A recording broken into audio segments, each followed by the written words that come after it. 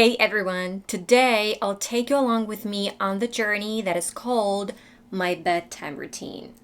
I'll walk you through my sorta bedtime routine, but besides that, we'll also learn some bedtime vocabulary. So let's go. So, here's my bed. By the bed, you can usually find a nightstand or bedstand, just like this one. Here at the bottom is a bed skirt. Then we have a mattress with a fitted sheet on it, which is also known as a bottom sheet. They usually have elasticated corners which offer a secure fit. Then we have a flat sheet. And then we have a duvet or, and this is a good one, a comforter.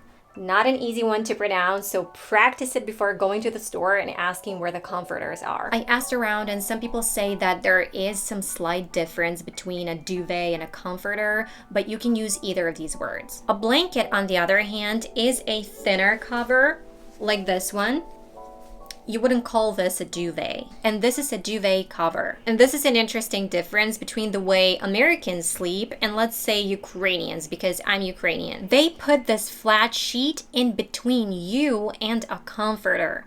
So you're covering yourself with this flat sheet first. And the made bed looks like this. But in Ukraine, we would usually cover ourselves directly with the comforter and then put a blanket of some kind on top of the comforter when we make the bed. And in our sets of sheets, we either have a flat sheet or a fitted sheet, one or the other. And a duvet cover would be the same color as the rest of the sheets. Just like this fun little difference. And these are pillows with pillowcases covering them. All of these coverings for the bed, such as sheets and blankets, we can call bedding. Now, there's different ways to say that we're gonna sleep. The first one is super simple and logical, to go to bed. It's a set phrase, that's why we don't use any articles here and we don't say go to the bed. It's just go to bed. Go to the bed means to move towards where the bed is located. Alternatively, you can say hit the hay, hit the sack, or turn in. All these mean to go to bed. I think I'm gonna hit the hay. I'm so tired. To go to bed with the chickens is another phrase which means to go to bed early. And this one is interesting. Another word for sleep is shut-eye. So we can say, I feel exhausted, I'm gonna get some shut-eye. Another very popular phrase is catch some Z's, which means to get some rest or get some sleep. Now, I'm gonna get in bed. Again, get in bed or get into bed is a set phrase. That's why it has no articles. This means climbing into bed and getting under covers. Also, we say in bed, because when we're getting into bed, we are being surrounded by bed itself and the covers. So we're kind of inside of it. So we say I'm in bed if we're in bed and we're under covers. But if the bed is made and I'm sitting on it, then I say I'm sitting on the bed. There's also a phrase we can use instead of saying get into bed, which is to get between the sheets. Kind of simple and logical, right?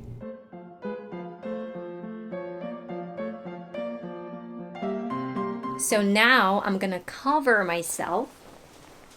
And I also love to tuck myself in, which means to make myself comfortable by pulling the covers around me. Now, when we're all snug in our beds, we can try to fall asleep, which means to actually start sleeping. Other phrases you can use to say fall asleep are doze off, nod off, or pass out. You can use this one when you're especially tired and fall asleep in a second.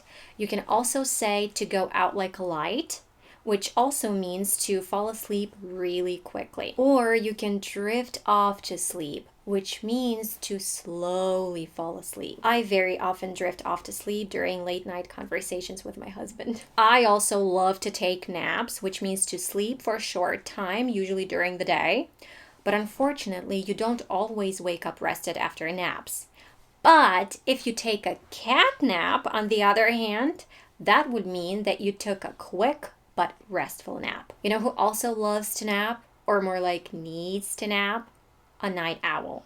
It's a person who is active late at night. My husband, for example, is totally a night owl, while I am an early bird.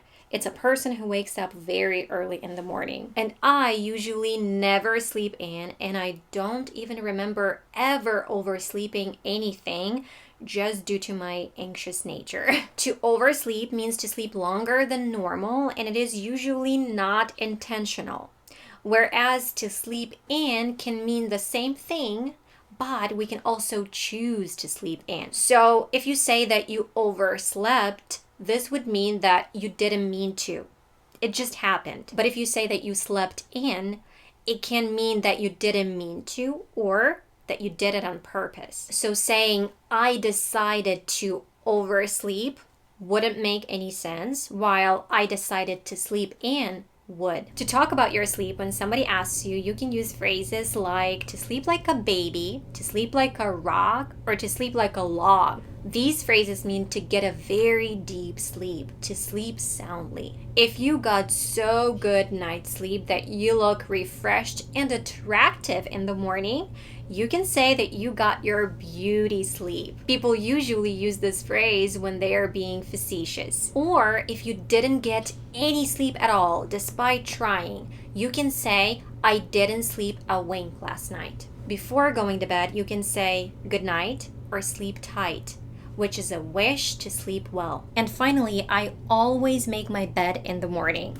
So this action is called making the bed, which means arranging the bed covering nicely to make your bed look neat.